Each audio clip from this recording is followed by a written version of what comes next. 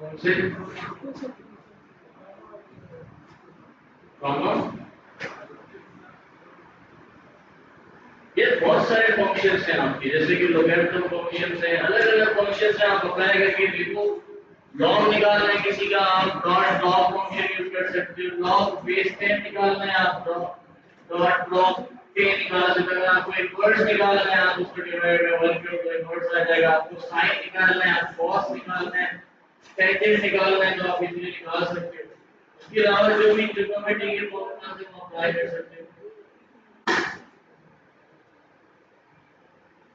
यार ये फिजिक्स के फंक्शन, इसमें क्या होता है कि गामा के फंक्शंस वगैरह के गामा किस तरीके से निकाला जाता है, ये फॉर्मूला है, मैं आपको दिखाता हूँ बाद में। फिलहाल प्रोसेस पे आ जाते हैं, क्योंकि ये जरूरी है हमें आज टॉपिक और एटलीस्ट स्टार्ट करें।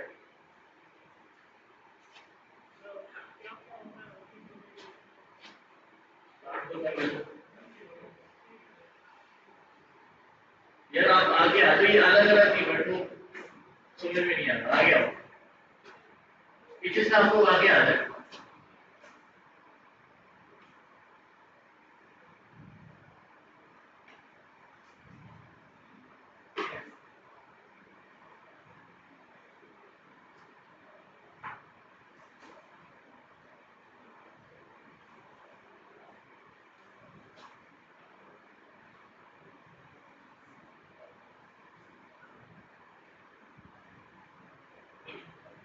Today's topic is object-oriented programming. What is object-oriented? Object-oriented का मकसद क्या होता है? अभी तक जो आप लोग प्रोग्रामिंग कर रहे थे वो कौन सी प्रोग्रामिंग थी?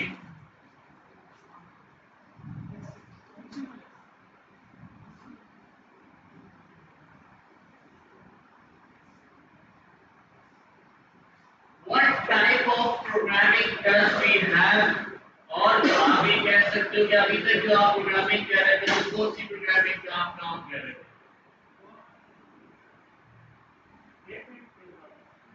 Backend. Basically we have three types of programming, or you can say three ways to create a program or to write a program. हमारे पास तीन तरीके होते हैं to write a program or do some programming. ठीक है? Number one is procedural language, or you can say procedural programming. Number two is functional programming. Number three is object oriented programming. अभी तक आप लोग जो परफॉर्म कर रहे थे दो बार प्रोसीजर प्रोग्रामिंग। प्रोसीजर प्रोग्रामिंग क्या होती है? बेसिकली जिसके अंदर एक प्रोसीजर होता है, जो आप प्रोसीजर क्रिएट करते हो उसी प्रोसीजर के ऊपर आपका प्रोग्राम एग्जीक्यूट हो रहा होता है। Then we move to the functional programming, जिसके अंदर आपके पास अलग अलग फंक्शंस थे जो स्पेसिफिक किसी स्पेसिफिक टास्क को परफॉर्म करते थे। किसी ना किसी स्पेसिफिक टास्क के लिए आप फंक्शन को सेपरेट करते थे। इस फंक्शन को सेपरेट या फंक्शन का डेफिनेशन क्या थी? अ फंक्शन, फंक्शन की डेफिनेशन क्या थी? A function is the block of code which is separated from the atmosphere to perform a specific task. That was a function. आपने पहले प्रोसीजर प्रोग्रामिंग पे काम किया, फिर आप आए फंक्शनल प्रोग्रामिंग के ऊपर। Now we are talking about object oriented programming. Remember one thing that we are talking about object oriented programming, यहां पर हमारे पास ऑब्जेक्ट्स के ऊपर बेस्ड होता है। Object oriented programming is completely based on objects and it's classes. ठीक है? Classes and its objects. ठीक है? क्लासेस और उसके ऑब्जेक्ट्स के ऊपर कंप्लीटली बेस करती है हमारी object oriented programming. Before starting the object oriented programming, we should know that what is object, what is class. ठीक है? क्लास क्या होता है, ऑब्जेक्ट क्या होता है, इससे भी पहले हमें ये पता होना चाहिए कि why we are moving to object oriented programming. अभी तक जो हम प्रोग्राम बना रहे थे वो काम कर रहे थे। Whatever you want to do from programming, आप you can perform it by procedural programming, आप functional programming के साथ भी काम कर रहे थे, आप उसके ऊपर भी काम कर रहे थे। हमें ऑब्जेक्ट ओरिएंटेड की तरफ क्यों जाना पड़ा? Remember one thing when talking about object oriented programming, this program is completely used for the reusability reusability to increase the reusability of the code. जहां पर अगर फॉर एग्जांपल अभी भी आप कह सकते हो सर रीयूजेबिलिटी के लिए आप फंक्शंस को यूज कर रहे थे, उसमें हम सेम कोड को बार बार रीयूज कर रहे हैं, तो हमें क्लासेस का क्या काम या मेथड्स का क्या काम, ऑब्जेक्ट्स का क्या काम। For example let's take a look on any website design. आपको एक वेबसाइट डिजाइन करने जा रहे हैं, आपको पता है तकरीबन आपके पास जितने भी क्लाइंट आ रहे हैं जो वेबसाइट आपसे डिजाइन करवाना चाह रहे हैं, वो चाह रहे हैं कि उनके वेबसाइट के अंदर एक ऑप्शन होना चाहिए लॉगिन और साइन अप का। For example I have created a login and sign up application. मैंने पूरा का पूरा प्रोग्राम उसका रेडी कर लिया है। एक क्लाइंट आया, क्लाइंट ने कहा वेबसाइट के अंदर इंटीग्रेट करके दो। मैंने इंटीग्रेट किया, मैंने क्रिएट किया, मैंने उसको भेज दिया। नया क्लाइंट आया तो क्या मुझे लॉगिन और साइन अप वाला पूरा का पूरा सिस्टम दोबारा बनाना पड़ेगा? I need to recreate it. But अगर आप जानते हो कि नहीं, मैंने जो एक पूरा अपना एक सिस्टम एक प्रोग्राम रेडी किया हुआ है, मुझे सिर्फ उसी को इंटीग्रेट करके यूज करना। एक दफा बना दिया, मुझे दोबारा बनाने की क्या जरूरत है? सिर्फ कस्टमाइज करना है। आप फॉर एग्जांपल अगर आप बात करते हो फंक्शन की कि सर हम फंक्शन बना के रख देंगे, you need to rewrite the function again. क्यों? क्योंकि वो फंक्शन सिर्फ और सिर्फ उस एक वेबसाइट के लिए काम कर रहा हो, जो डेटाबेस आपने उसके साथ कनेक्ट किया उसके लिए काम कर रहा हो। अगर आप एक कंप्लीट उसका एक स्ट्रक्चर रेडी कर लेते हो, एक कंप्लीट क्लास रेडी कर लेते हो, you just need to import that class in every single project। आपको वहां पर कस्टमाइजेशन करने की जरूरत नहीं पड़ेगी, आपको वहां पर उसे रीराइट करने की जरूरत नहीं पड़ेगी, आपको सेम कोड दोबारा लिखने की जरूरत नहीं पड़ेगी। इसके अलावा if you are creating a complete project, अब उसके अंदर एक इंसान काम नहीं करता। आप सॉफ्टवेयर हाउसेस में जाओगे या जब आप डेवलपमेंट की साइड आओगे तो कभी भी एक प्रोजेक्ट के ऊपर एक इंसान काम नहीं कर रहा होगा। हमारे पास एक कंप्लीट टीम होगी, एक टीम जो फ्रंट एंड पे काम करे, एक टीम जो बैक एंड पे काम करे, एक टीम जो बैक एंड पर ही है लेकिन डेटाबेस वाली साइड पे काम करती है, एक टीम है जो एपीआई क्रिएशन पे काम कर रही है, एक टीम है जो एपीआई इंटीग्रेशन पे काम कर रही है। ये हमारे पास अलग अलग टीम्स हैं। लेकिन अगर आप ये सारी टीम्स एक ही कोड के ऊपर काम करना स्टार्ट कर देंगे तो वेदर क्या यहाँ पर हमारा प्रोजेक्ट बन पाएगा? नहीं बन पाएगा, क्योंकि एक साथ आप उसके अंदर काम नहीं कर सकते। तो हम क्या करते हैं, मॉड्यूल्स बनाते हैं। ठीक है, अलग अलग जैसे एपीआई इंटीग्रेशन का मॉड्यूल, एपीआई का मॉड्यूल, डेटाबेस इंटीग्रेशन का मॉड्यूल, बैकएंड कनेक्टिविटी का मॉड्यूल। तो हमारे पास ये अलग अलग मॉड्यूल्स बने हुए होते हैं, हर टीम अलग अलग मॉड्यूल पे काम कर रही होती है। These modules are basically called as classes। और अभी तक आपने देखा हमने कितने मॉड्यूल्स को यूज किया है अभी तक? यहाँ दो मॉड्यूल्स आप यूज कर चुके हो, ओएस मॉड्यूल, दूसरा मैथ मॉड्यूल। ये क्या है?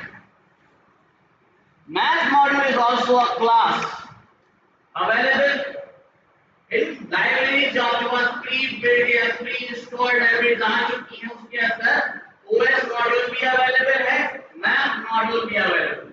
Basically these are classes which are already available in the form of files।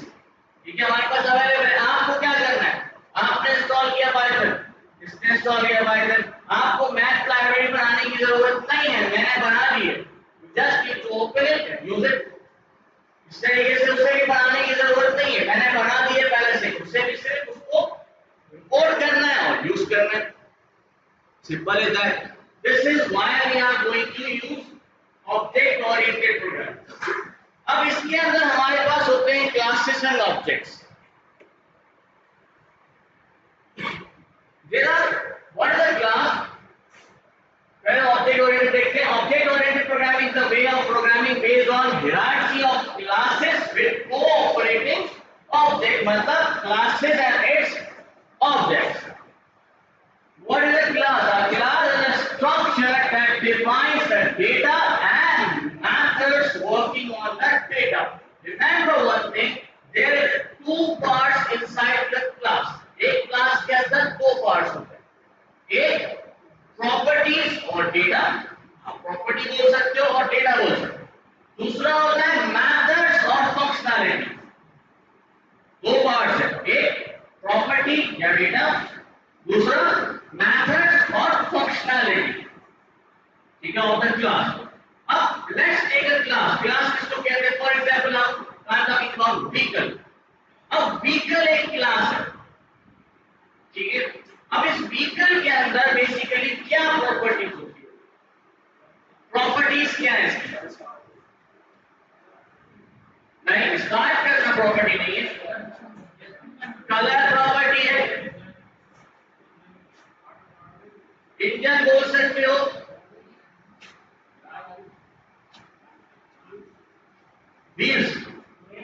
Wheels property है.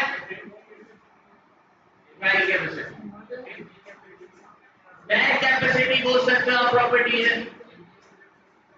नहीं, दिस इज नॉट प्रॉपर्टी. नहीं, बताओ ना और क्या क्या है. नहीं, वेरिएंट होता ही. मैंने कहा व्हीकल, मैंने किसी स्पेसिफिक गाड़ी का नाम नहीं लिया. I said vehicle. व्हीकल की प्रॉपर्टी क्या होती है? मैंने क्या कहा? I am not talking about specific किसी एक गाड़ी की बात नहीं कर रहा हूं. Talking about vehicle. व्हीकल का कलर होता है, व्हीकल की व्हील्स होते हैं, व्हीकल की विंडोज होती हैं, व्हीकल्स की डोर्स होते हैं, राइट. व्हीकल के पास इंजन होता है.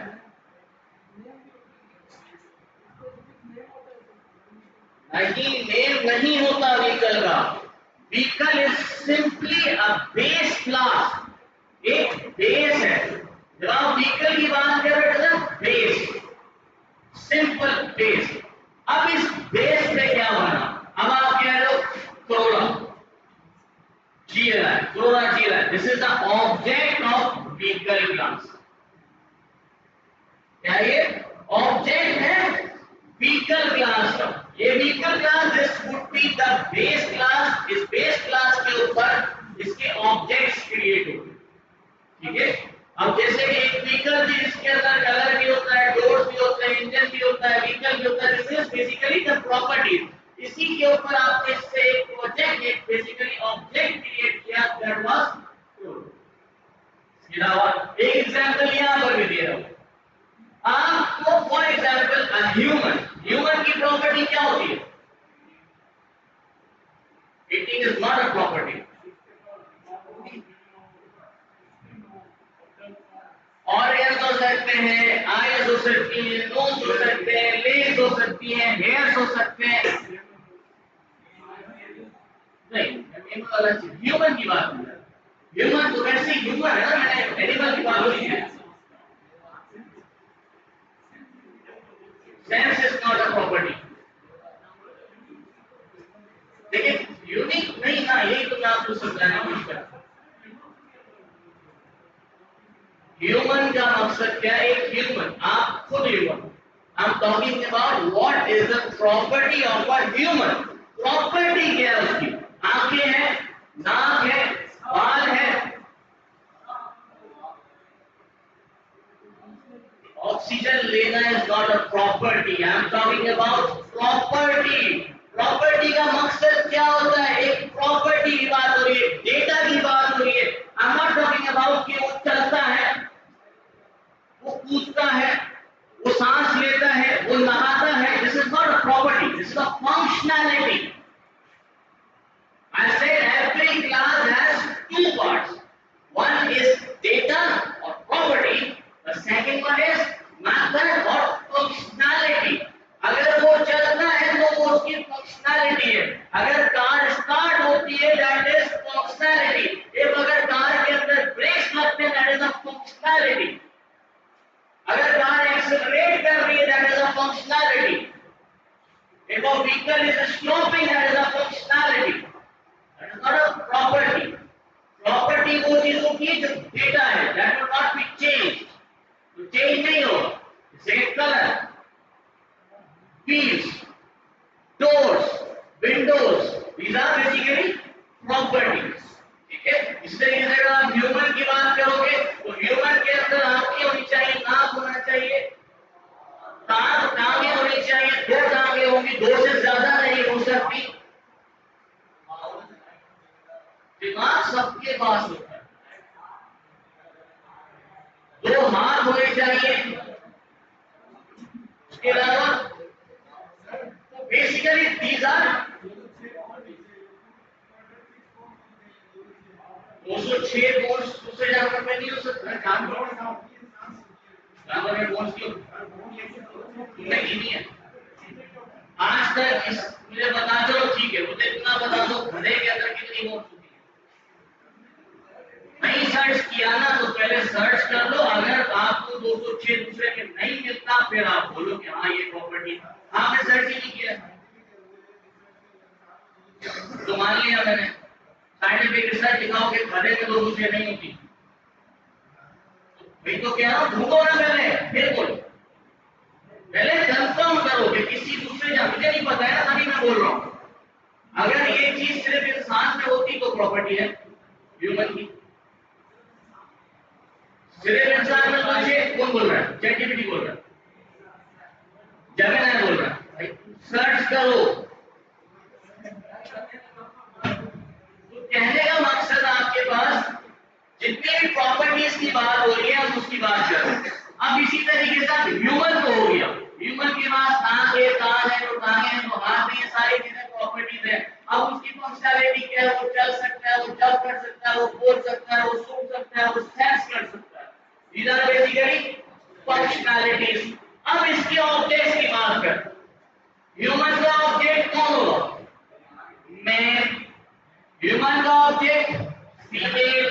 ह्यूमन का ऑब्जेक्ट चाइल्ड। तो ये ऑब्जेक्ट्स हैं। These are not classes. These are objects which are made from human class। इस ह्यूमन क्लास से वो ऑब्जेक्ट बने। ठीक है,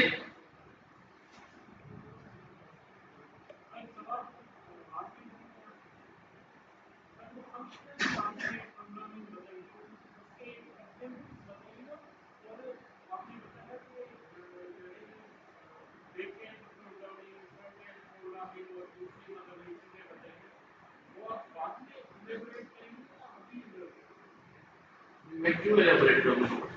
बैकएंड आपको पता है क्या है, फ्रंट एंड आपको पता है क्या? मैंने तो आपको समझाने की बात की कि अगर मुझे एक नहीं 10 प्रोजेक्ट मिल रहे हैं, 10 के अंदर मुझे लॉगिन और साइन अप ऐड करना है, तो मुझे 10 के लिए अलग बनाना पड़ेगा। मैं 10 के लिए क्यों बना? मैंने एक क्लास बना दी जो जर्नल क्लास थी। ठीक है, वही जर्नल क्लास में से इंपोर्ट कर रहा हूं हर प्रोजेक्ट के अंदर। अब उसके ऑब्जेक्ट्स क्रिएट कर रहा हूं। अब जैसे मेरे पास एक प्रोजेक्ट आया मेडिकल वेबसाइट का, मैंने ऑब्जेक्ट क्रिएट किया उसका, उसके अंदर उस नाम चेंज किया, उसके अंदर पूरी डेटाबेस का नाम दे दिया उसको, तो आपके पास वो ऑब्जेक्ट क्रिएट हो गया। किसके लिए? मेडिकल के लिए। इसी तरीके से फंक्शनल की जो आपने बात की, फंक्शनल प्रोग्रामिंग की, फंक्शनल प्रोग्रामिंग आप कर तो रहे हैं अभी। जो आपने अभी से पहले जो भी किया वो फंक्शनल प्रोग्रामिंग है। आपने फंक्शंस बनाए मतलब फंक्शनल प्रोग्रामिंग। ओएस नहीं, आपने जो फंक्शंस आपने बनाए that is a function. Now coming on object से क्लास, आपको समझ आया क्लास क्या होती है, ऑब्जेक्ट क्या होता है। Now every computer language comes with a variety of built-in data types, आपको पता है right? Most of the popular programming languages provides the way of building your own data type। आप अपना खुद का डेटा टाइप भी क्रिएट कर सकते हो and that data type is basically known as a class। जो आपने क्लास की, जैसे कि मैंने आपको कहा ह्यूमन क्लास, क्या हम इसको कह सकते हैं कि डेटा टाइप। अब इसकी वैल्यूज नहीं हो रही, ऑब्जेक्ट्स बन रहे हैं ना, आपने ऑब्जेक्ट बनाया मैन, ये अलग वैल्यू। आपने ऑब्जेक्ट बनाया फीमेल, ये अलग वैल्यू। आपने ऑब्जेक्ट बनाया चाइल्ड, ये अलग वैल्यू। फिर आपने बोला नहीं एक और चाइल्ड, तो चाइल्ड 1 एक और अलग वैल्यू हो गया आपका। फिर चाइल्ड 2 अलग हो गई, चाइल्ड 3 अलग हो गई, चाइल्ड 4। अब इस तरीके से आप अलग अलग डेटा बना रहे हैं। यही इंटीजर भी आपका ऐसे काम करता है। आपका लूप भी ऐसे ही, सॉरी आपका लिस्ट भी ऐसे ही काम करता है। एक लिस्ट बनाई डेटा टाइप, दूसरी लिस्ट बनाई दूसरा डेटा टाइप, तीसरी लिस्ट बनाई। अगर आपको खुद के डेटा क्रिएट करना है, basically this is the class which is basically a new data type that you are going to create. Like Java, Python में भी है। Object-oriented programming is a way of programming that is dominated to create a new data type. How to design a class? Remember one thing. किसी भी class को design करने की क्या requirements है? As I already told you, but यहाँ पर भी हम बता दें। सबसे पहली चीज find out the problem to be solved. एक बात याद रखिए, जब आप क्लास की बात करते हो, जब आप ऑब्जेक्ट ओरिएंटेड की बात करते हो, you going to find the problem जिसके ऊपर आप एक क्लास बनाने जा रहे हैं। जैसे कि मैंने आपको पहले एग्जांपल दिया है कि मैं लॉगिन एंड साइन अप का मॉड्यूल बनाना चाहता हूं। प्रॉब्लम कि मुझे हर चीज के अंदर अलग से, हर प्रोजेक्ट के अंदर अलग से साइन अप और लॉगिन का फंक्शन बनाना पड़ रहा था। अब मैंने कहा क्यों ना इसका हम मॉड्यूल क्रिएट कर दें, तो हमारे पास प्रॉब्लम आ गई। फिर हमारे पास what are the specifications which are basically required. अब स्पेसिफिकेशंस में आपके पास दो चीजें आ गई, डेटा एंड फंक्शनैलिटी। ये डेटा कैसा है और फंक्शनैलिटी कैसा है। जैसे कि ह्यूमन में डेटा क्या चाहिए, कितनी लेग्स है, कितनी आंखें हैं, कितना मतलब नोज कितनी है या कलर क्या है, ये सारे के सारी रिक्वायरमेंट थी। फंक्शनैलिटी में भाई चल सकता है, फिर सकता है, घूम सकता है, जंप कर सकता है, बोल सकता है, सोच सकता है और सुन सकता है। Now classes could be nouns. Remember one thing. Classes basically nouns कहलाते हैं। जैसे क्या होगा human, बन गया है इंग्लिश में noun, right? Objects basically pronouns होते हैं। जैसे कि man, जैसे कि female, जैसे कि यासिर, जैसे कि अगर हम वारिस, बेसिकली आपके पास these are pronouns। यहाँ पे क्या कह रहा है, and verbs are the behaviors and methods which also define classes responsibility। and एक बार याद, जो आपकी फंक्शनैलिटी होगी वो verbs होंगे। जैसे कि I can walk, talk, listen, speak, sense, ठीक है। Verbs। Look around in scenarios to find nouns and verbs. Implementation and testing of a class designing may normally be the hardest part because we need to plan how to reuse it. यहाँ पर आप ये बताने की कोशिश कर रहे हैं कि आप सराउंडिंग में देखो कि क्या नाउन से क्या वर्ड, ताकि आप इजीली अंडरस्टैंड कर पाओ कि ऑब्जेक्ट्स और क्लासेस में क्या हो गया, एक क्लास किस तरीके से क्रिएट की जाती है, क्लास का नाम कैसा रखा जाता है। जैसे कि मैंने कहा लॉगिन एंड साइन अप, या फॉर एग्जांपल मैं इसके नाम डेटाबेस कनेक्टिविटी, सुनाओ नाम है डेटाबेस कनेक्टिविटी। अब इसकी फंक्शनैलिटी क्या होगा, to connect, to retrieve, to update, delete, to add, ठीक है। वर्ब्स है, फंक्शनैलिटीज है। फिर आप बात करोगे इसकी प्रॉपर्टीज। प्रॉपर्टीज में क्या क्या चीजें चाहिए होती है जब आप लॉगिन और साइन अप डेटाबेस के साथ कनेक्ट करते हो, क्या क्या चीजें चाहिए होती है, कनेक्शन की चाहिए होती है आपको, राइट, क्रेडेंशियल्स चाहिए होते हैं आपको। these are basically properties।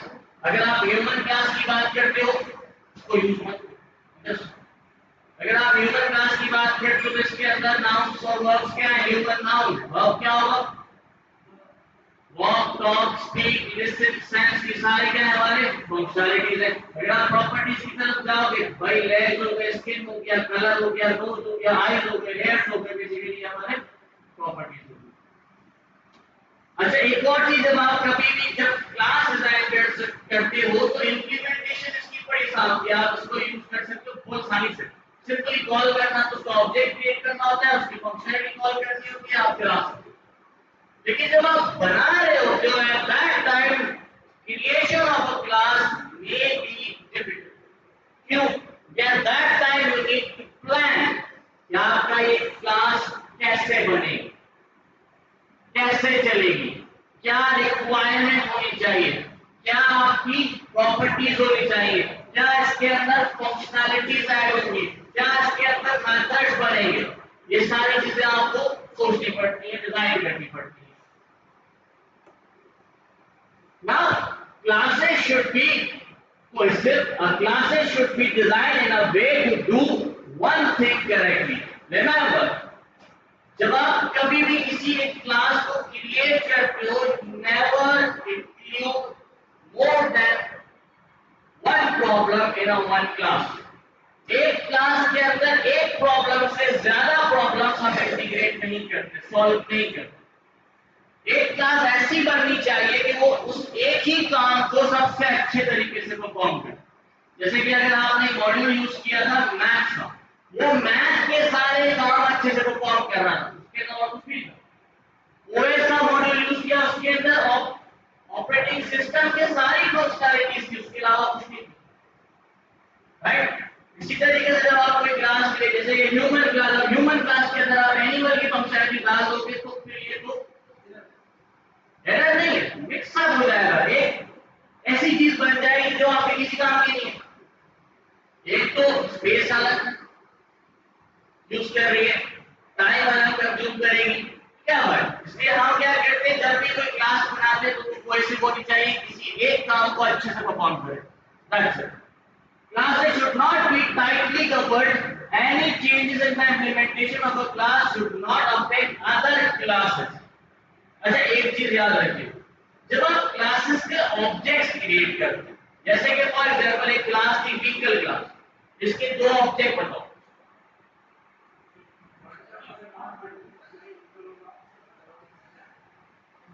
Object बताओ। कार एंड बाइक नहीं है, चलो कार एक क्लास है, इसके ऑब्जेक्ट बताओ। XLI and GLI company change करो, इसका ये तो गलत है। आप एक समझ लो, सुजुकी और करोला कह रहा हूं मैं, आप गाड़ी उठी लगा लें। अब फॉर एग्जांपल सुजुकी की और करोला की कोई गाड़ी, ये दो ऑब्जेक्ट है किसके, कार क्लास के। ऐसा ही है। अब इस कार क्लास के दो ऑब्जेक्ट्स हैं। अब मुझे एक बात बताओ, सुजुकी वाले ने सोचा कि इसकी डिक्की लंबी करो, लंबी कर दी, तो क्या करोला की ऑटोमेटिक हो जाएगी? नहीं होनी चाहिए। तो जब आप क्लासेस बनाओगे, उसकी जब दो ऑब्जेक्ट्स क्रिएट होंगे, एक ऑब्जेक्ट में अगर चेंजेस हो रही है तो वो दूसरे ऑब्जेक्ट को अफेक्ट नहीं करने चाहिए। अगर आप क्लास में चेंज कर तो दैट्स सी वाली क्लास ही चेंज होगी। कल को अगर फॉर एग्जांपल दुनिया में ये आ जाए कि भाई कार जो होनी चाहिए वो स्क्वायर में होनी चाहिए, सारी कार जो स्क्वायर में नहीं, क्लास चेंज करोगे तो समझ में आता है सारे ऑब्जेक्ट्स अफेक्ट करेंगे। लेकिन अगर किसी एक ऑब्जेक्ट में चेंजेस आनी तो दूसरे ऑब्जेक्ट में चेंजेस नहीं आनी चाहिए। तो क्लास कभी भी टाइटली कवर्ड नहीं होनी चाहिए, आपस में ऑब्जेक्ट्स का कोलैप्शन नहीं होना चाहिए, ठीक है। Loose coupling can also be achieved within the class itself. तो क्लास के अंदर से ही आप इसको लूज कर सकते हैं। Now these are some main pillars, or you can say the main paradigms of object oriented programming. इसको ध्यान से सुनिए। ऑब्जेक्ट ओरिएंटेड प्रोग्रामिंग के चार main pillars. Number one is encapsulation, number two is inheritance, number three is polymorphism, number four is abstraction। ये चार main pillars है जिसके ऊपर ऑब्जेक्ट ओरिएंटेड प्रोग्रामिंग बेस करती है, ठीक है। अब इन पिलर्स को हम वन बाय वन यहाँ पर पहले थ्योरेटिकली समझने की कोशिश करेंगे, उसके बाद फिर हम इसको प्रैक्टिकली भी परफॉर्म करेंगे। कुछ इसमें से ऐसी चीजें हैं जो पाइथन सपोर्ट नहीं करती, ठीक है, लेकिन दूसरी लैंग्वेजेस करती है। आर हो या दूसरी लैंग्वेजेस है, जावा जो है वो सब कुछ सपोर्ट करती है। कहने का मकसद कोई भी दूसरी लैंग्वेज कर सकती है। मैं पाइथन की बात कर रहा हूँ, जो पाइथन सपोर्ट नहीं करती, लेकिन to learn object oriented programming you should know each and everything about object oriented। तो हमें ये चारों पिलर्स पे काम भी करना है और चारों पिलर्स पढ़ना है। अब सबसे पहले हम बात करते हैं encapsulation. The word encapsulation, capsule means what? Capsule means what? Surrounding से बचाना। अगर आप अपने दिमाग में सिर्फ और सिर्फ कैप्सूल की एक इमेज देख रहा है तो आपको पता चलेगा कैप्सूल क्या करता है। कैप्सूल के अंदर क्या होता है? कोई ना कोई मटेरियल उसके अंदर अवेलेबल होता है, या तो पाउडर की शेप में होता है या तो वो छोटी छोटी बीन्स की शेप में होता है। बेसिकली हमारे पास कोई ना कोई मटेरियल होता है जो उस कैप्सूल के अंदर होता है। ये कैप्सूल उसे बचा रहा होता है फ्रॉम दी सराउंडिंग। तो यहाँ पर भी जब आप प्रोग्रामिंग की बात करते हो ऑब्जेक्ट ओरिएंटेड प्रोग्रामिंग में, कैप्सुलेशन का काम यही है कि आप ये कोड को एनकैप्सुलेट करना, रैप करना with something so nobody can affect your code from the surroundings। Capsulation नाम क्या है? आपके कोड को सिक्योर करना, प्रोटेक्ट करना फ्रॉम दी सराउंडिंग्स। अब ये प्रोटेक्ट कैसे करना? We have some access modifiers। अब ये access modifiers क्या होते हैं? Access modifiers are basically the accessibility of surroundings that can affect your code। आप surroundings से कितना आप access कर सकते हो अपने कोड, ठीक है। अब अलग अलग किस्म के हमारे पास access modifiers होते हैं, जैसे कि हमारे पास होता है private, protected, public। अब पब्लिक में और प्राइवेट में क्या फर्क है?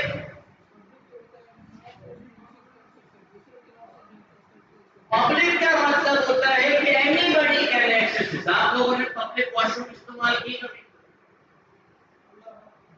किए तो देखिए, तो कभी ना कभी तो मजबूरी आई है, गए हो गया, जाने के बाद कुछ लोग वापस आ गए, उन्होंने कुछ ने कहा नहीं मुझसे बर्दाश्त नहीं होगा, मैं नहीं करके आऊंगा, वो वही करके आ गया। तो मुझे एक बात बताएं कि उस पब्लिक वॉशरूम की हालत क्या होती है? सबको पता क्यों होती है? क्योंकि anybody can access it. If I can access it I can do whatever I want to do. कोई वहां पर निशानेबाजियां खेल रहा है, कोई ये चेक कर रहा है कि कितना दूर तक जाती है हमारी आवाज। वो देखिए, वो तो छोड़े हैं, वो नहीं पता नहीं क्या किसी ने किसी का नंबर लिखा होता है। सिटी में एक मैंने हमारी यूनिवर्सिटी के अंदर लिखा होता है क्या, जोर लगा के, अगर नहीं जोर न लगे तब वो नंबर लिखा हुआ आगे उसमें बोलना। अब कहने का मकसद कि आप कुछ भी कर रहे हो प्राइवेट है और पब्लिक है, लेकिन ये काम आप लोगों ने प्राइवेट वॉशरूम भी यूज किए होंगे जो आपके घर के अंदर एक कमरे के अंदर बंद होता है। Only the roommates can access that. इसमें क्या फर्क होता है? It is completely protected, nobody is affecting anything. अगर कोई चीज करोगे तो पहले तो या तो डंडा पड़ेगा या तो झाड़ू पड़ेगा। तो कहने का मतलब आप कुछ नहीं कर सकते हो, बिल्कुल साफ सुथरा लगा। फिर होता है प्रोटेक्टेड डिवाइस। प्रोटेक्टेड का मतलब होता है general washroom in your home. आपके घर में जनरल वॉशरूम घर के लोग ही यूज करेंगे, लेकिन सारे घर के लोग यूज कर सकते हैं। जो अटैच होता है वो सिर्फ और सिर्फ रूममेट्स यूज करेंगे, उसमें भी फर्क राइट। तो कहने का मतलब एक्सेस मॉडिफायर बेसिकली बता रहा है कि कौन कौन एक्सेस कर सकता है, ठीक है। फिर हम आते हैं इनहेरिटेंस के ऊपर। यहाँ पर मैंने रख दिया हुआ है पिलर्स बोलते हैं, मतलब इनके ऊपर ही ऑब्जेक्ट ओरिएंटेड प्रोग्रामिंग बेस करती है। अगर इनमें से कोई एक भी पेयर आपने निकाल दिया, आप ऑब्जेक्ट ओरिएंटेड प्रोग्रामिंग नहीं कर। Now, this is how encapsulation works. Here you can see that we have already told you. This is a class. This complete is a class that contains two things. Number one, data, or you can say variables. Number two, methods, or you can say functions. तो ये दो चीजें हैं, लेकिन ये दो चीजें encapsulate हुई भी हैं सराउंडिंग से nobody के रेफरेंस।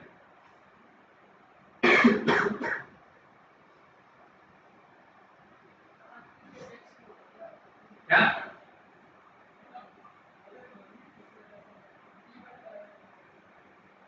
पहले थ्योरी टिकल पता होना चाहिए, इम्प्लीमेंटेशन में नहीं समझ में आएगा, कभी भी नहीं समझ, हमें नहीं समझ में आया, आपको कहाँ से आएगा? क्योंकि जब तक आप लोगों को नहीं पता होगी इस चीज की, आपको ऑब्जेक्ट ओरिएंटेड समझ में नहीं आएगा कि क्या है, वो क्या है। Now, going for the getters and setters. What is getter and setter?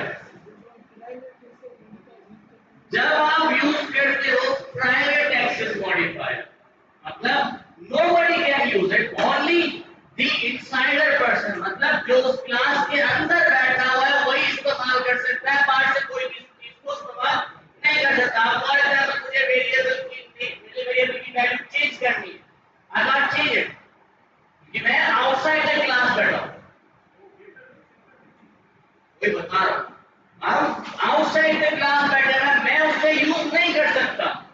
I can get it, I can set it. अगर मुझे उसकी वैल्यू चेंज करनी है तो सेटर, अगर मुझे उसकी वैल्यू गेट करनी है तो गेटर। ठीक है, सेटर गेटर का काम करता है जब आपका कंप्लीटली प्रोटेक्टेड होता है सराउंडिंग से, nobody can affect it, nobody from outside can change it, nobody from outside can get it. For that reason हम यूज करते हैं getter and setter to change or to get the values from variables, variables not functions। methods की बात नहीं हो रही, variables की बात हो रही। और परमिशन के साथ हो रहा है ना, आप परमिशन ले रहे हो, आप फंक्शन यूज कर रहे हो, आप गेटर यूज कर रहे हो, आप डायरेक्टली चेंज नहीं कर सकते।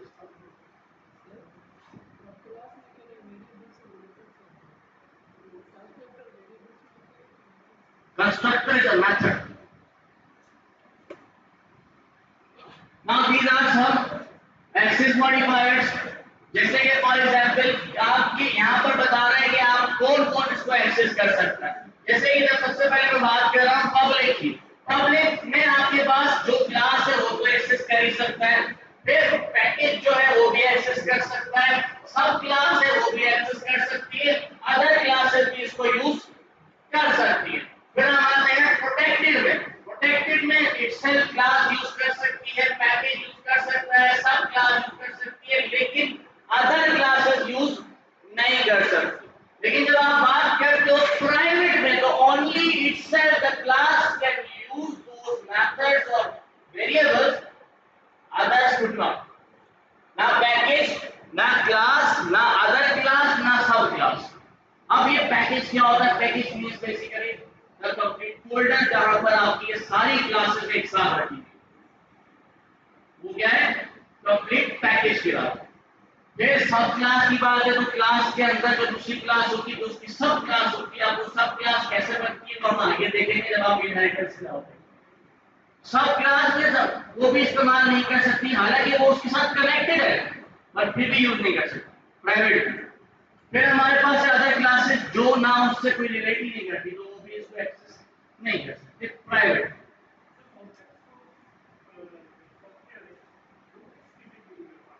पब्लिक में ना, पब्लिक चल रहा है वो, ओपन सोर्स मॉड्यूल्स की बात हो रही है, सॉफ्टवेयर की बात।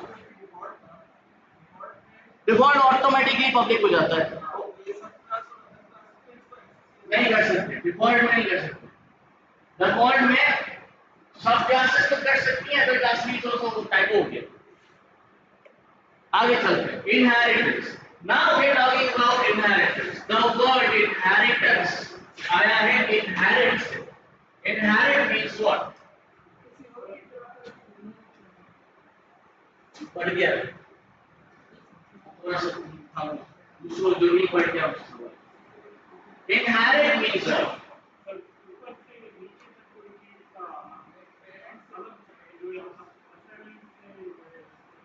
मतलब आप कह रहे हो कि दिमाग एक पीढ़ी से दूसरी पे जो आप इनहेरिटेंस कह रहे हो, ठीक है? हैं? इसको हाँ वो भी है, बात तो ठीक है ना, लेकिन वालदानी कहाँ से? एग्जैक्टली पेरेंट्स से है।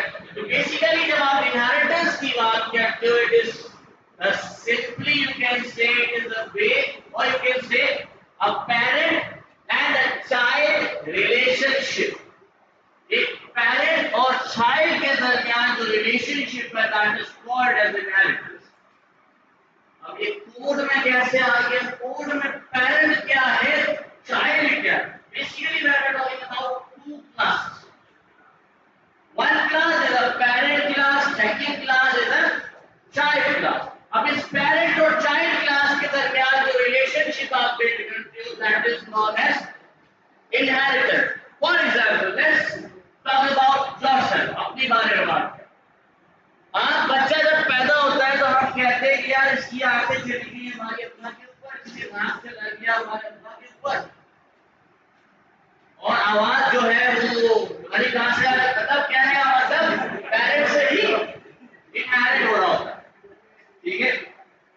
पेरेंट्स का आपके पास, अब बच्चा छोटा है लेकिन आप देख रहे हो कि वो चीजें आ रही है, तो पेरेंट्स की थी वो चीजें इंक्लूड हो जाती हैं ऑटोमेटिकली किसके अंदर?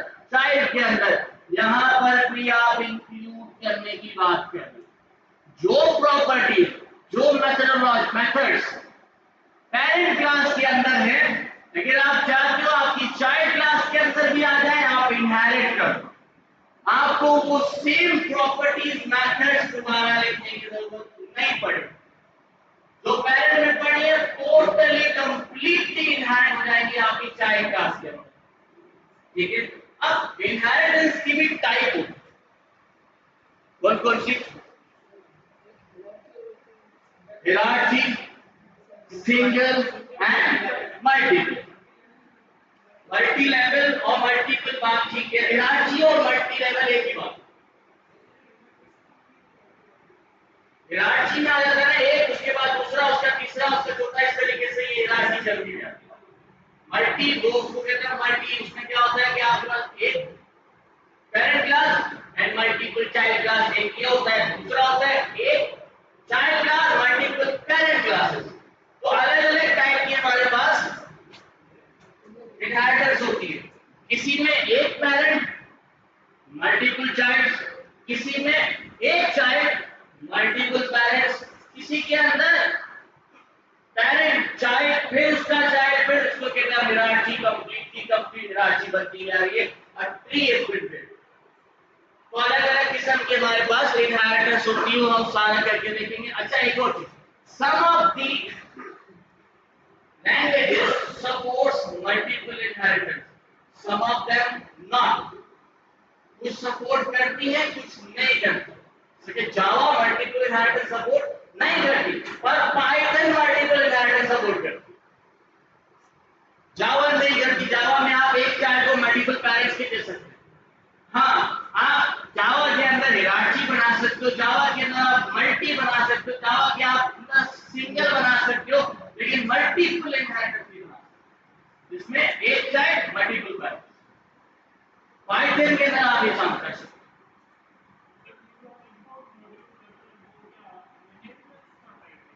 इंपोर्ट मॉड्यूल का मतलब इनहेरिटेंस नहीं होता।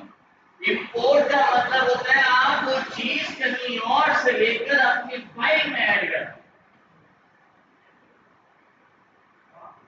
That's it. फॉर एग्जांपल मैं आपसे कहूं ये प्रोटेक्टर फॉर एग्जांपल यहां पर है, बड़ा हुआ जो क्लास में नहीं है, मैंने यहां से उठाया वहां रख दिया, दिस इज नॉट इनहेरिटेंस, ये तो आप इंपोर्ट कर। इनहेरिटेंस का मतलब होता है इधर भी पड़ा है उधर भी चला गया। फादर के अगर आपके जो वालिद साहब है उनकी अगर प्रॉपर्टी आपके अंदर आ गई तो क्या वालिद साहब से प्रॉपर्टी खत्म हो गई? कैसे खत्म हो गई?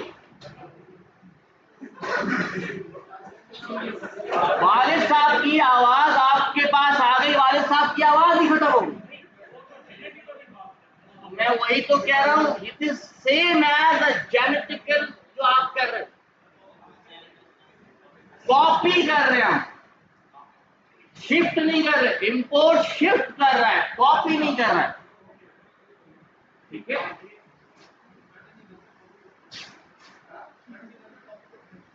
हाँ।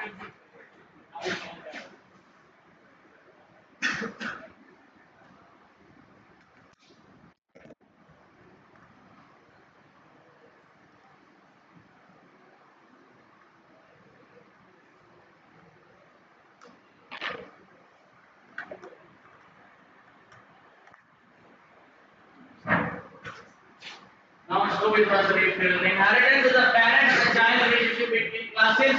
Every class could be derived from one other class, and that class is called as parent or super class.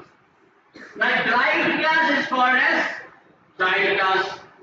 It includes all the properties and behaviors of the parent class in a child class. जो parent class की सारी properties, behaviors, methods, जो भी आप behavior बोलो, method बोलो, functionality बोलो, सब include हो जाएगी आपकी, include होगी, import नहीं होगी, include हो जाएगी आपके child class के.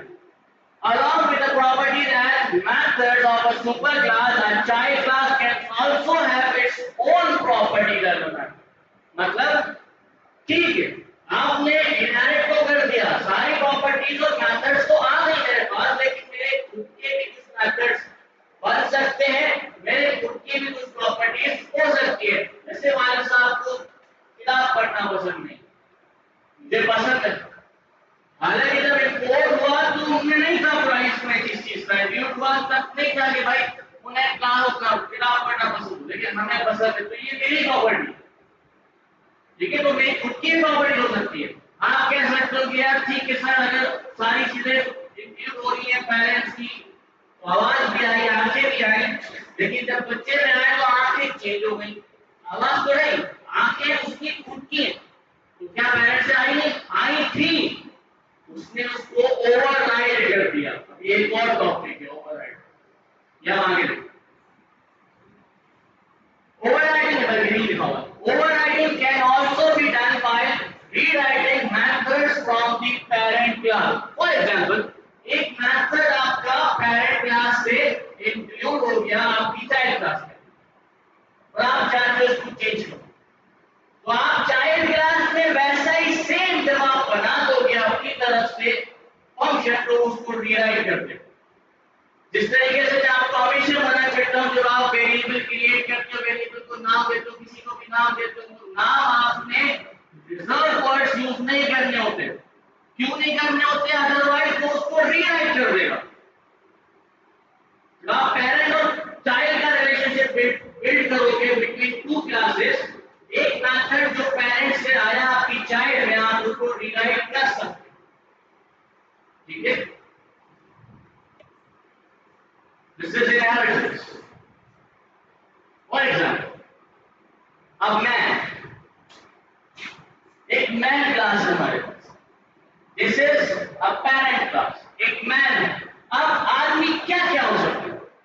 क्रिकेटर भी हो सकता है, इंजीनियर भी हो सकता है, कंप्यूटर साइंटिस्ट भी हो सकता है, डॉक्टर भी हो सकता है, लेकिन उसके अंदर मैन की पूरी प्रॉपर्टीज इनहेरिट हो गई। अब मैं की क्या प्रॉपर्टीज है वो मैं बात नहीं कर रहा। हाँ, एक और है, वो भी है।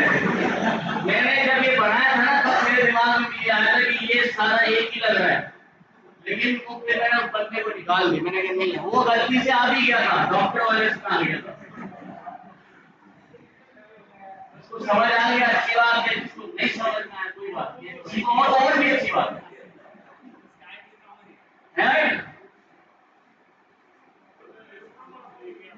अच्छा, अब आ गया। Now we have polymorphism. Polymorphism क्या होता है? The word polymorphism comes with two words, poly and morphism. Poly का मतलब क्या होता है?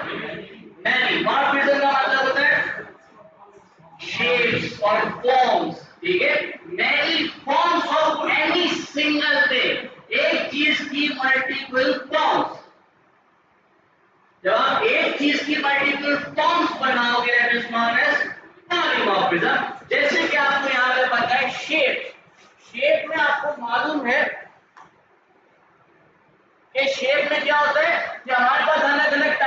शेप्स होते हैं।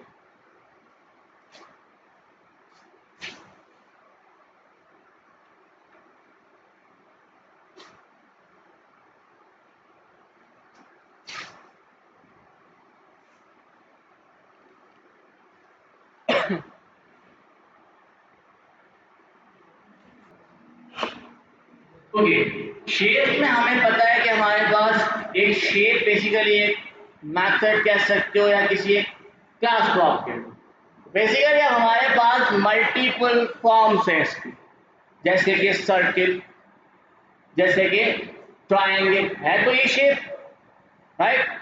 इसी तरीके से स्क्वायर, इसी तरीके से रेक्टेंगल है तो ये एक ही शेप, उसकी अलग अलग फॉर्म्स हैं, राइट। अब अच्छा एक चीज और आप कह सकते हो कि सर देखिए जैसे कि हमारे पास व्हीकल है, आप कह रहे हो करोला भी व्हीकल की फॉर्म है, नहीं, it is the object of a vehicle because it has completely different properties and functionalities. कुछ जो व्हीकल की होती है वो तो है इसके अंदर, पर बाकी ये टोटली चेंज है। जब आप शेप की बात करोगे ये एग्जैक्टली सेम है, बस सिर्फ और सिर्फ इसकी अलग अलग फॉर्म्स हैं। अब ये चीज कैसे बिल्ड की जाती है? Polymorphism decreases the situation where a single interface is used in multiple forms. It increases the ability to reuse the same line of code on different occasions. अभी तक आप कहते हो कि सेम ओकेशन के ऊपर जब आप same line of code use कर रहे हो उसको आप रीयूज करने के लिए फंक्शन बना लेते हो, क्लासेस बना रहे हो आप, लेकिन ओकेशन सेम है। जब आप पॉलीमॉर्फिज्म की बात करोगे at that time this polymorphism helps us to reuse the same line of code at different occasions. अलग अलग ओकेशंस पे आप इसको यूज कर सकते हो, ठीक है। Now polymorphism allows single variable name to be used for storing values of different data types such as integer, long, float and double। अभी तक आपने एक बात नोट की, हमने जब एक वेरिएबल बनाया उसमें एक वैल्यू दे दी,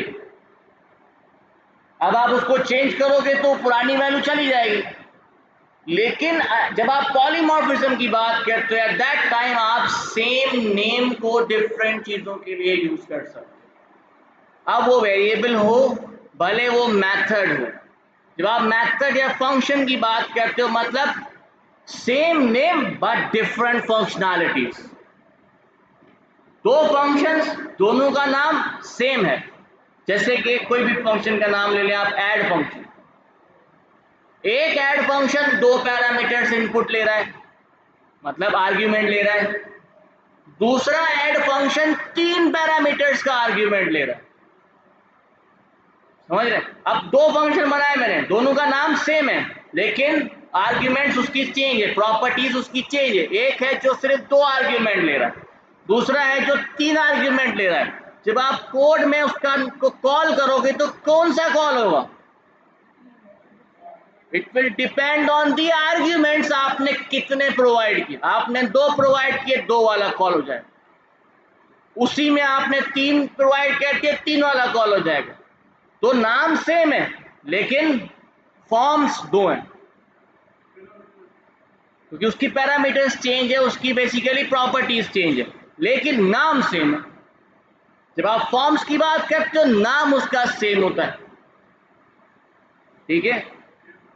जैसे कि आप सिंध में रह रहे हो, यहां पर आप बाहर जाओ, पेप्सी खरीदो, कौन सी? शीशे वाली जो रेगुलर आती है, पेप्सी खरीदो आप लीटर वाली, फिर आप पेप्सी जाके खरीदो 1.5 लीटर वाली, फिर आपने एक और फॉर्म है उसका 2.5 लीटर वाला।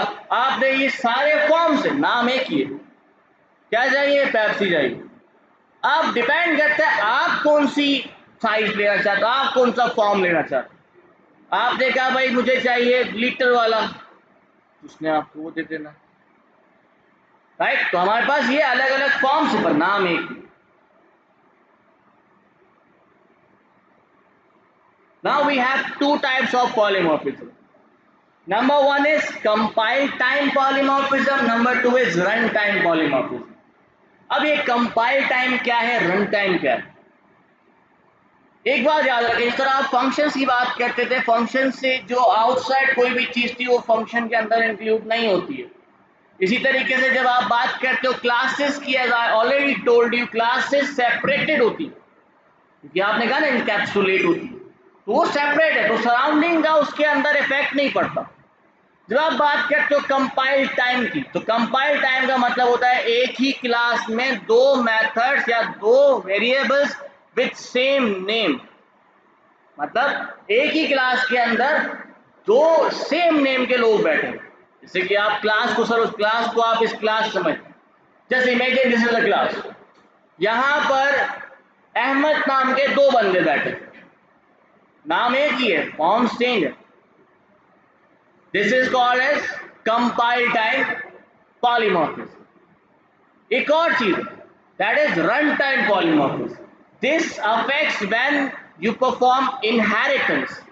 जब आप इनहेरिटेंस परफॉर्म करते हो, आपने कहा हमने एक पेरेंट क्लास बनाई, एक चाइल्ड क्लास बनाई, पेरेंट को चाइल्ड के साथ इनहेरिट कर दिया, पेरेंट क्लास की सारी प्रॉपर्टीज, सारे मेथड्स इंक्लूड हो गए चाइल्ड क्लास के अंदर, इंक्लूड हो गए। अब फॉर एग्जाम्पल एक मेथड आ गया, उस मेथड का नाम था ऐड मेथड, जो ऑटोमेटिकली इंक्लूड हो गया इसके अंदर। अब मैं चाइल्ड क्लास के अंदर दोबारा क्रिएट करता हूं add method, this is called as run time polymorphism. क्योंकि जब वो रीड कर रहा था उस वक्त उसने नहीं देखा कि एक जैसे दो हैं। जब आपने उसको एग्जीक्यूट किया, इनहेरिटेंस एग्जीक्यूट हुई, इनहेरिटेंस बिल्ड हुई, तब जाके उसने देखा एक जैसे दो फंक्शंस अवेलेबल हैं।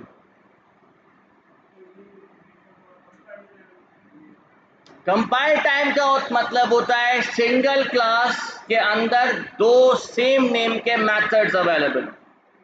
रन टाइम का मतलब होता है डिफरेंट क्लासेस के अंदर दो सेम नेम के मेथड्स अवेलेबल हो, बट वो आपस में इनहेरिटेड हो। ठीक है, इनहेरिटेड हो, कैरेक्टरिस्टिक कैसे से इनहेरिटेड मतलब पेरेंट की सारी चाइल्ड में आ गई। जब वो इनहेरिटेड होंगी तब ही आपका रन टाइम पॉलीमॉर्फिज्म एग्जीक्यूट होगा। अगर वो इनहेरिटेंस है ही नहीं तो वो आपस में तो कोलैब कर ही नहीं रहा, तो वो सेम नेम का कैसे हो गया? वो तो अलग क्लास है। अगर अहमद यहाँ बैठा हुआ है, अहमद वहां बैठा हुआ है, तो हमारा उससे क्या ताल्लुक, उधर वाले का इससे कोई कोलिजन नहीं हो रही। मैं यहाँ पे अहमद कॉल करूंगा यही आएगा, वो बाहर वाला थोड़ी आएगा। लेकिन जब हमारे पास इनहेरिटेंस हो गई, बीच में एक दरवाजा बन गया, अब मैंने यहाँ पर कॉल किया अहमद, तो वो दरवाजे के उस पार वाला भी बोलेगा मैं भी हूं। This is run time. अगर इसी क्लास के अंदर दो अहमद बैठे हुए हैं, दिस इज कंपाइल टाइम। दूसरी क्लास में एक इस क्लास में बीच में एक दरवाजा है, which is called as inheritance, that is run time.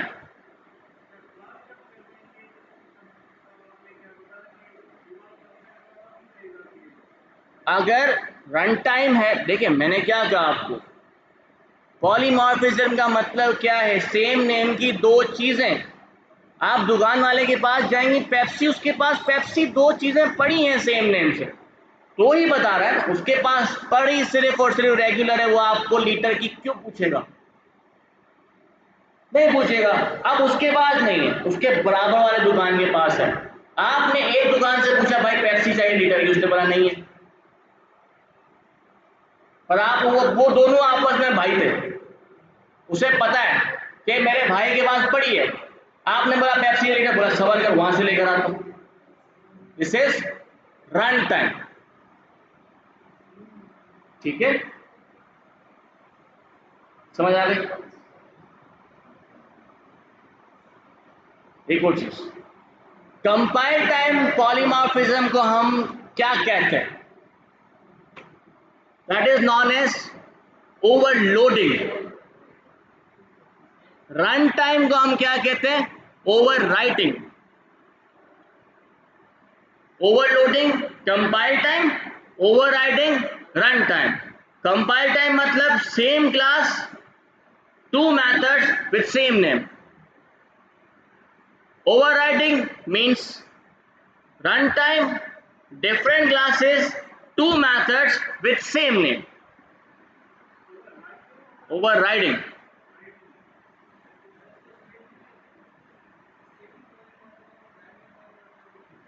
कह सकते हो, पर स्टैटिक जो वर्ड है ना उसको हम कहीं और भी यूज करते हैं। एक्सेस नहीं है वो, बेसिकली आप कह सकते हो जब आप ग्लोबल वेरिएबल क्रिएट करते हो तब हम स्टैटिक यूज करते हैं। ग्लोबल वेरिएबल का मतलब ये होता है कि this variable will effect every single object. अगर एक ऑब्जेक्ट में भी वो स्टैटिक वेरिएबल चेंज हुआ तो दूसरे ऑब्जेक्ट में भी चेंज होगा, क्योंकि वो स्टैटिक है। और स्टैटिक है ना, कपल टाइटली कपल्ड है, बहुत ज्यादा वो आपस में जुड़े हुए हैं। यहां से आपने चेंज किया वहां लाजमी चेंज होगा। लेकिन अगर वो स्टैटिक नहीं है तो फिर जो ऑब्जेक्ट है उसमें चेंज दूसरे ऑब्जेक्ट को अफेक्ट ही नहीं करेगा वो। तो वो फंक्शन वही है ना, अब फंक्शन को आपने अगर स्टैटिक कर दिया तो आपको उसका ऑब्जेक्ट क्रिएट करने की जरूरत नहीं पड़ेगी, डायरेक्ट क्लास के नाम से कॉल करो। अगर आप उसको स्टैटिक नहीं करते तो पहले ऑब्जेक्ट क्रिएट करना पड़ेगा, उसके बाद आप उसको कॉल कराओगे। Now coming on abstraction. Abstraction क्या होता है? Using abstraction principle, a programmer hides all the internal details about object. Now what is this? Abstraction का मकसद क्या होता है?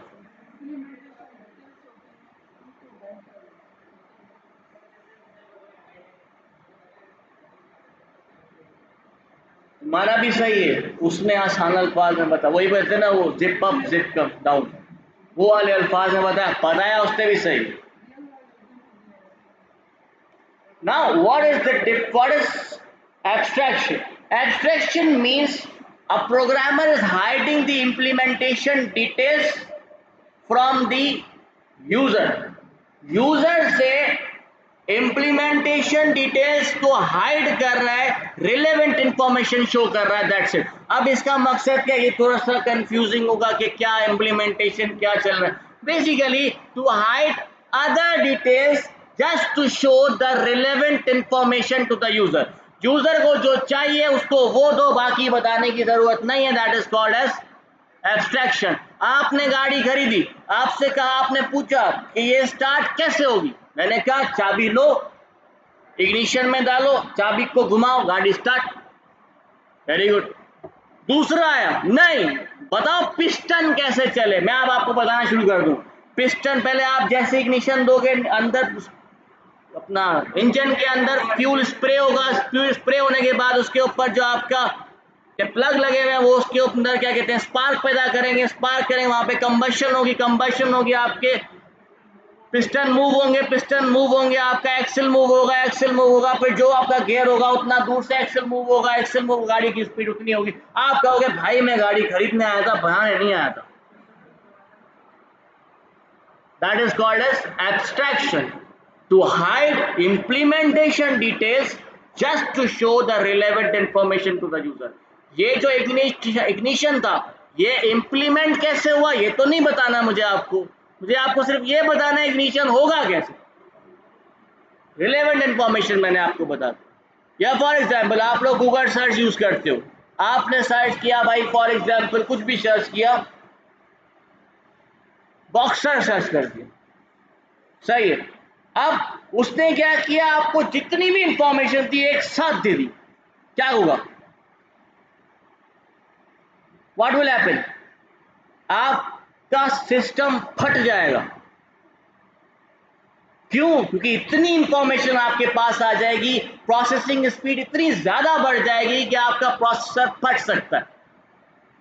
जब आपके पास एक साथ सारी डिटेल्स आ जाए, गूगल दे दे आपको सब कुछ, नहीं, आपने कहा बॉक्सर बताओ तो उसने बॉक्सर की ही रिलेवेंट इंफॉर्मेशन आपको शो की और कुछ नहीं किया। हो सकता है अगर फॉर एग्जांपल वो आपको ये बताना शुरू कर दे कि मैंने ये सर्च कहां से किया, मेरे पास कहां से स्टोर हुआ है, दैट इज इंप्लीमेंटेशन डिटेल्स, वो नहीं बताता, वो सिर्फ रिलेवेंट। इसको देखते ही ये क्या कहता है, it is used to build a boundary wall between the application and client program। जो एप्लीकेशन है और जो क्लाइंट को दिख रहा है, उसके दरमियान एक बाउंड्री वॉल क्रिएट कर दी उसने कि जो असल एप्लीकेशन चल रही है वो कैसे चल रही है वो क्लाइंट को नहीं दिख रहा, क्लाइंट को सिर्फ इतना दिख रहा है कि चल रही है। फिर है it is easier to manage and update the code. Client का तो उससे कोई ताल्लुक ही नहीं है, हम पीछे से अपना कोड अपडेट कर रहे हैं, चेंज कर रहे हैं। It's flexible for adopting new requirements for the changes.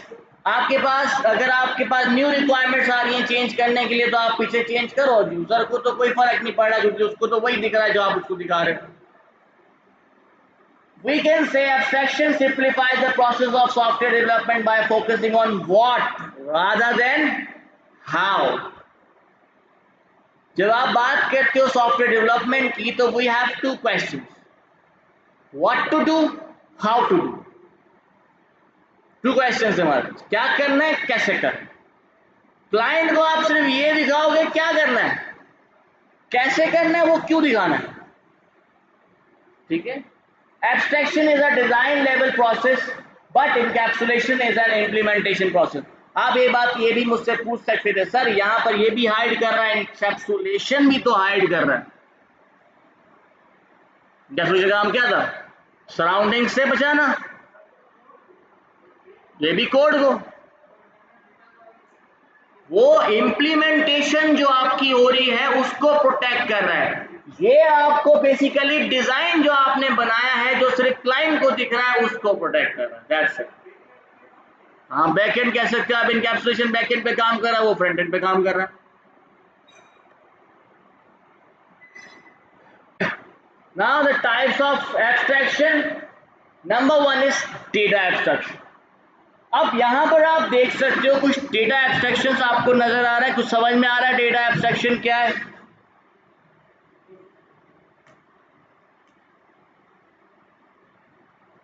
Here you can see this is the user, ठीक है। User can only access get name, set name, get ID, set ID, that's it. पर उसे ये नहीं पता कि पीछे ये सेट कैसे हो रहा है, ये गेट कैसे हो रहा है, ये कहां पर जाके सेव हो रहा है, किस वेरिएबल में स्टोर हो रहा है, किस वेरिएबल में स्टोर नहीं हो रहा है, ये उसे नहीं पता। आपने सिर्फ उसको वही दिखाया जो था कि किस तरीके से आप उसको यूज कर सकते हैं। आपको क्या चाहिए, नाम चाहिए, यूज करो गेट नेम, मिल जाएगा। क्या चाहिए, आईडी चाहिए, यूज करो गेट आईडी, मिल जाएगा। कैसे मिलेगा वो नहीं बताया। फिर second type is process abstraction. For example let's take the vehicle. यहां पर आपके पास दो चीजें, यूजर क्या एक्सेस कर पा रहा है, पब्लिक वाले फंक्शंस। कौन कौन से फंक्शन है, turn on, turn off, accelerate, brake, change gear. आप जब गाड़ी चलाते हो आप क्या एक्सेस करते हो, आप टर्न ऑन करते हो, आप टर्न ऑफ करते हो, आप ब्रेक लगा सकते हो, आप एक्सीलरेट कर सकते हो, आप गियर चेंज कर सकते हो। लेकिन क्या आप इग्निशन करवा सकते हो, नो। क्या आप ब्रेक को मूव करवा सकते हो, नो। आप चेंज स्पीड कर सकते हो, नहीं। आपके पास सिर्फ और सिर्फ फंक्शंस कौन से हैं, एक्सीलरेट। आपने एक्सीलरेट फंक्शन दबाया, गाड़ी की स्पीड खुद ब खुद चेंज हो गई,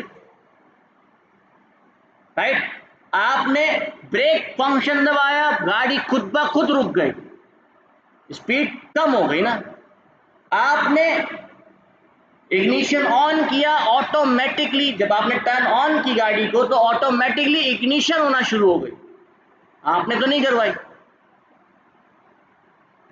सर सीधे हो जाए।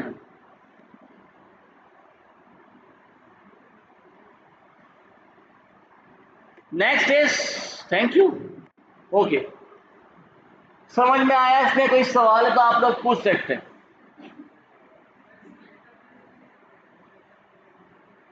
देखिए एब्स्ट्रैक्शन में इंटरफेस आप यूज करते हो, आप इंटरफेस क्रिएट कर सकते हो, पर पाइथन सपोर्ट नहीं करता। आप वैसे क्रिएट कर दो भले जैसे, लेकिन जावा के अंदर difference between interface and class. Java में डिफरेंस है या नहीं है,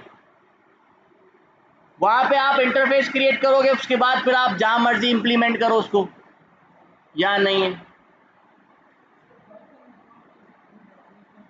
now in Python what we can do, आप इनकैप्सुलेशन नहीं कर सकते, that is why Python is not a secure language for the code. ठीक है, आप इनहेरिटेंस कर सकते हो, आप मल्टी इनहेरिटेंस कर सकते हो, ठीक है, आप पॉलीमॉर्फिज्म परफॉर्म कर सकते हो, पॉलीमॉर्फिज्म की दोनों टाइप्स आप परफॉर्म कर सकते हो, overriding, overloading. You can create abstraction also, आप एब्स्ट्रैक्शंस भी परफॉर्म कर सकते हो, क्योंकि एब्स्ट्रैक्शन का मकसद ही यही है कि आपने इंप्लीमेंटेशन डिटेल से निकालनी, जैसे कि गेटर्स और सेटर्स हो गए।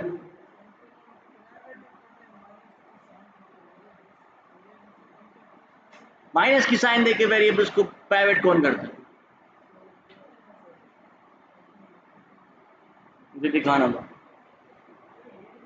हो सकता है मैं भूल गया, दिखाना।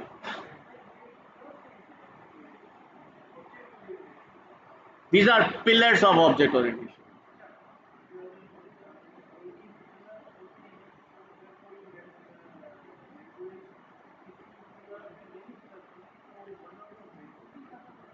Exactly.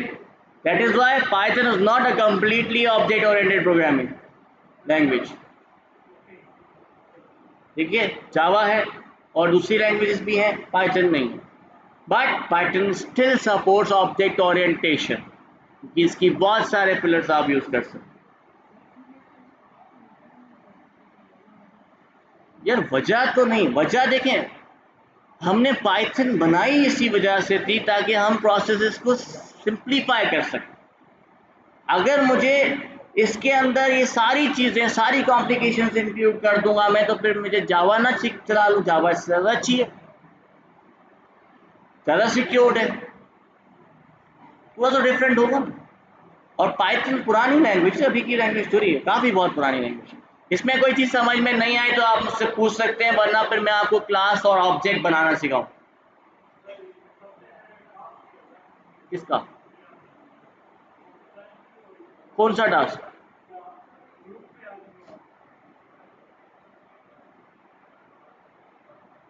किसने कर लिया टास्क?